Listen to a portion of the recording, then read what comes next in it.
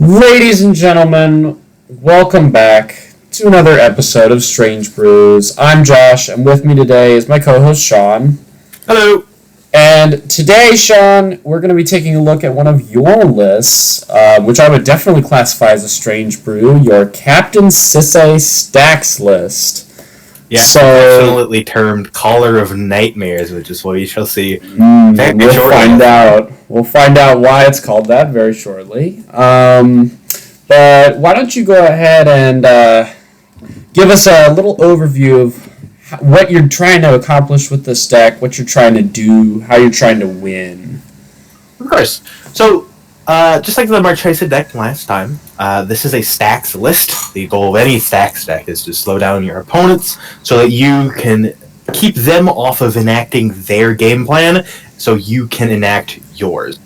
We do this through cards like the principal one of white stacks decks these days, Rule of Law effects, which means that your opponents can only cast, players, specifically all players, but mainly when your opponents should only being able to cast one spell each turn, which shuts off 90%, 95% of all combos, and like board development and everything in CDH just slows it way down. We have cards like Angel Jubilation. Players can't pay life or sacrifice creatures to cast spell or activate abilities. Turns off a bunch of things.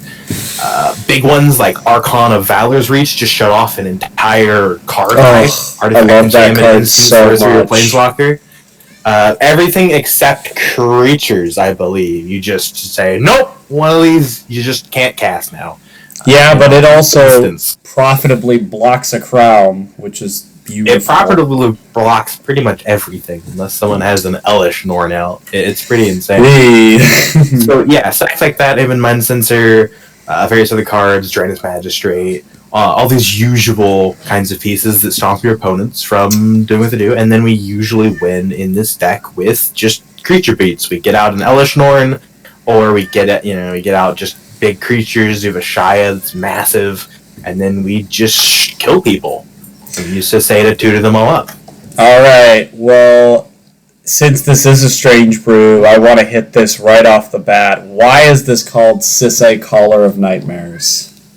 Well, as you probably, anyone who's been looking at this and just looking down the list of the creatures, the massive list of 40 creatures plus the commander, you might have seen two particular cards with little special symbols up in the top left, which you might recognize from back in the Innistrad days. That is, they are meld cards. We have Baruna, the Fading Light, and Gisela, the Broken Blade. And these are two legendary cards that, when they meld together, they turn into Brisella. What is the actual... I can't flip the card. What is the actual name of the reverse flip? It's Brisella, Voice of Nightmares. Voice of Nightmares. Which is a 9/10 with Flying, First Strike, Vigilance, Lifelink, and your opponents can't cast spells with converted mana cost 3 or less. Sean, how many spells in CEDH cost 3 or less? Yes. Exactly. Like Ad Nauseam and Peer into the Abyss. And like Tevesh and Kral. That's pretty much everything. When you showed me this list, you showed it to me right after we met to start laying out this cast, and I knew that I had found the right co-host. Yeah, this was in fact the first deck that I was like, hey, here's something I've brewed. This is what I've done. Like, it was like this and my Roger Silas list were the two main decks, and I'm really proud of that. Like, I brewed. I did not brew this entirely by myself. I had a lot of help from Ivaldi. You can find him on Twitter. I think you can find him on Twitter. He's a big advocate for like mono white in general and mono white stacks in particular. That's one thing I wanted to mention real quick is for all those naysayers of white in casual, if you want to play white, come on over to CEDH because we get to play all the good white cards. Yeah, we get to... Because we don't care about the social contract, or ours is different, where it's just win. So, Sean, what draws you to this deck? Well, I have been a fan of stacks for quite a while now. The deck that first drew me to stacks was a Winota list created by comedian Ian of Comedian MTG. He created a Winota list, and this was the Winota Snowball Snacks that like got popular. And I was one of the like early adopters, one of the early adopters that played it a lot. This was back when he used to still work with Braden on CEDH Cast. Then he popularized the Winota list, and that is what made me fall in love with stacks. The idea of like slowing down your opponent's game plan while still incrementally and sometimes massive leaps developing your own game plan. And ever since then, I have loved stopping people from doing their thing and slowing the game down with the rule of law and whatnot. I think we're both there. We both, as we've established last episode, we're both big fans of stacks. Yeah, and Sisay in particular, I really like because it solves a problem that a lot of other decks have in the stacks category. And before you get to Sisay, I did want to mention there used to be a Captain Sisay CEDH list that had nothing to do with stacks, really. Or at least that wasn't your main game plan. It was actually a Paradox Engine deck. I had a friend in my local meta who unfortunately, at the time, fortunately, had a absolutely beautiful, completely foiled out Captain Sisay Paradox Engine list, and then when Paradox Engine was banned, he sold out of the game completely because most of his money was put into that really beautiful deck, and the way he saw it, there wasn't really any reason to keep it around. But so if you are in a similar situation where you really like Captain Sisay, you really like her utility, which we're going to get to in a minute, you don't have to give up just because Paradox Engine is gone. This is a perfectly viable option. So speaking of, why Captain Sisay? Yeah, Captain Sisay, as I was going to say, is basically allows you to close the game out. I was joining Captain Sisay because it allowed me to tutor out various win conditions, and specifically Bruna and Gisela, and to form Brazella, because the night that we brewed up this initial list, we were actually looking for initially we were looking for a deck to like turbo out Archon of Valor's Reach, but then it kind of stumbled into, why don't we try to make like a turbo Brazella deck? And then we stumbled into, well, why don't we play a stacks deck with Captain Sisay, and we tutor them up and start piecing them together, and it just kind of went from there. And I've just been kind of iterating on the deck since, and the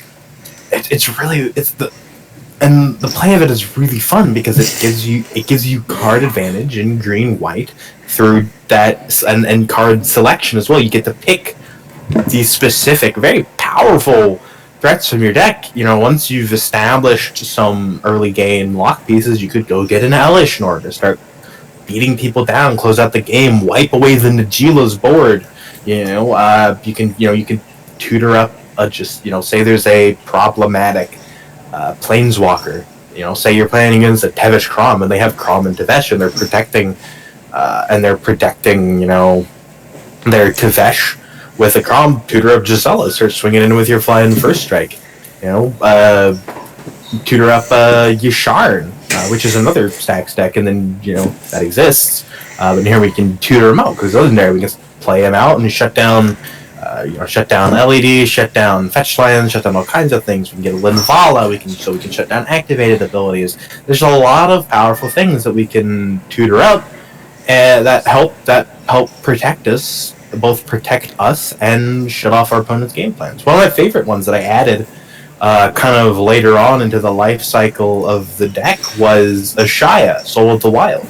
Ashaya, for anyone who doesn't know, is a 5-mana green star legendary elemental, and its power and toughness is equal to the number of lands you control, and non-token creatures you control are forests, which is very, very important because one of the biggest ways you can die is in a stacks deck is if someone cyclonic rifts the board away, because that's only one spell. It's only one spell that they cast, gets rid of gets around your rule of laws, gets around a lot of things, and just wipes your whole stack board away, and you have to rebuild. Cyclonic Rift is the only reason I won a pod recently against a version of Queen Marchesa stacks, because it was the best way to clear all stacks effects at once. It's a singular card cast. It's also technically a cheap card, so it gets around things that shut off expensive cards. And yeah, it just just wipes things away. But what Ashaya does, and I'm really happy I added this in because it actually did save me once in a game, is all of your lands are now, all of your creatures are now lands. So Cyclonic Rift does nothing because it's non-land permanents. That's awesome. So, yeah, so all your stack things just get wiped away. So you're like, oh, we tutor this up. We're protected from Cyclonic Rift. We tutor up Yasharn. Now people can't pay life into a Toxic Deluge, and now they're screwed. What are they going to do? If you've got them locked down, they kept their main ways of dealing with it are gone. And that's the power Captain Sisay gets you, is that toolbox, that ability to go and just get what you need and grab it and just piece together the lock. So you mentioned Cyclonic Rift as a way to disrupt your kind of stack slog. What are some of your other weaknesses and then some of your strengths with Captain Sisay? Well, I already talked about kind of some of the strengths of having that toolbox ability. I'll kind of just go to the weaknesses. The weaknesses are sometimes you're just not fast enough. Sometimes the fact of the card in your command zone, while being very, very good, is a advantage engine. It is not like a Yasharn. It's not just a stacks piece you just play out immediately. It's more like a Kenrith. It's a thing that you have in your command, though. That's an advantage engine. So you have to have the pieces in your hand. You can't just you have to have the stacked pieces in your hand and the acceleration to get to them. And sometimes you just play Forest and an Arbor Elf, and then they just win. Sometimes it happens. Yeah, sometimes you're like third in turn order, and your turn, in your turn 1 you play a thing, and then the first person gets to their turn 2, they play a land, and they cast an Adnals and go off, and there was nothing you could do. Sometimes that just happens. You have to rely on other people to be able to have interaction, which often you can. Yeah. I would say for the most part, worrying about losing to a turn 1 Adnaz shouldn't be a worry. It should just kind of be accepted. It is this era's Flash. For all intents and purposes. So it is just sometimes going to happen, but as you said, you got to kind of lean on the other, maybe the more blue-oriented decks to help you out with that. You have to hope that your other players have interaction, and you do have some interaction in this deck. You have Path and Swords and Force and Nature's Claim to get rid of some things. You can do some things, but really you're not interacting directly with things that much. You're more trying to stop things from coming down in the first place, or from happening in the first place. You don't have much stack interaction. So you in these colors, you really want to rely on getting your stuff out fast. All right. So I think this next section, our last section, is probably going to be our biggest, actually. What are some of the unique strategies or card choices that you're able to employ with Sisay and with this list? I know you already touched on a couple of them, Shaya and the very obvious Brazilla, but what are some other interesting things that you can do with this deck that you won't find in, say, another stacks deck? Well, one thing is you get to, honestly, the best part of that is just having the toolbox. You can, if you're already got lock pieces out, you can tutor up a Yisan, and then you can just start kind of activating away, going from there. One of the new cards that we kind of get to play with when I've only had one game with it yet, but it was pretty good. In the game that I did have play is we now have Toski, Bearer of Secrets, as a legendary card, basically a legendary Orin Frostfang. I wasn't playing Orin Frostfang before because I didn't really have a spot for it, but I figured Toski was worth trying to make a slot for. And it's a one-sided edgery that you can tutor up, which is really, really nice. Yeah, it's indestructible, can't be countered. You just play it out and you start swinging away with your creatures and you start drawing cards. It's pretty powerful, pretty great. One that you actually mentioned in the last very, very important card is Sanctum Prelate. You mentioned in the last one, that's a very, very powerful stack piece. Of course, all of the rule of laws. One really fun enchantment that we get to tool around with, that I've fool around with, that I've had go off a couple times, is Defense of the Heart. It's just very, very... It's a 4-mana Brazella button.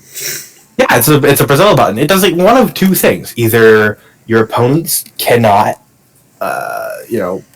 develop or play things, and sometimes they just, you're playing a pod that it just won't go off, and then you don't play it. Or sometimes, you play it anyways because you have the mana. But sometimes you're playing against, like, a Timna farm deck with green, and they play Dorks, and then they start swinging in, and you play a Defense of the Heart, and then you pull out a Brazella, or you pull out like an Elishnorn and wipe everyone. Pull out like an Elishnorn and Linvala or an Archon, and really any combination of two things that you pull out will be absolutely disgusting and incredibly powerful. Another one that I found to be another one that I put in that's really unique that kind of works with the deck is Survival of the Fittest. I find this card to be really, really cool, really, really great in general, because just being able to toss away dorks or stacks pieces that you don't need for ones that you do need, because as anyone who's played a stacks deck knows, sometimes some stacks pieces either won't do anything or will be actively detrimental. Sometimes there's one player you're playing against, like a Kinnan player that has all dorks, and then you've got two other players that are relying on all rocks. You probably actually don't want to play your No Rod, because then you don't have any way to... There's a good chance you don't play your No Rod, because then the Kinnan player just runs away with the game. So Survival of the Fittest would let you just say, pitch a Collect Roof away. In that situation, go get a Archon of Emeria. Or another fun thing that it does in this deck is you can pay green.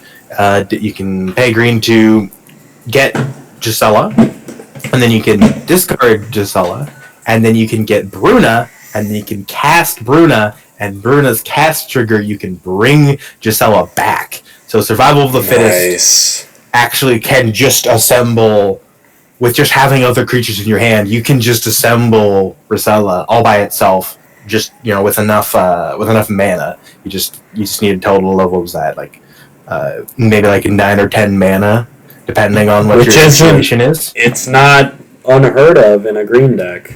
Well, not unheard of, especially considering we can tutor for Gaia's Cradle. And, actually, I think I cut Nykthos because I'd rather always have Gaia's Cradle. Cradle is very, very nice. And as you said, having the ability to tutor it from the command zone. You're one of arguably the most powerful lands in our format. Yeah, that's what accelerates you a lot in this deck, is, you start to get there, and then you tutor up a Gaia's Cradle, and then you can naturally cast your, 7 drops like Elishnorn super easily.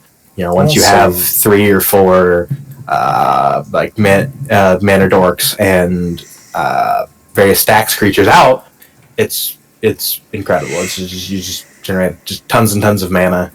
Awesome. I think that's the gist of the deck. I don't think there's too many other particulars. It's just a very fun, nice little stacks deck. If you enjoy toolboxy strategies, like if you're ever a fan of Yisan, more Yisan toolbox decks. That anyone out there that enjoys that kind of strategy, this is probably a deck you would enjoy. All right, awesome. All right, well, moving on to the end of the show. You can find us on Twitter, mostly, is where we're probably most active. Sean is at DeathSingerLee, and I am at 2intheblue. And you can also follow the cast on Twitter, at SBS_cast. Until next time, I'm Josh. And I'm Sean. And this has been Strange Brews.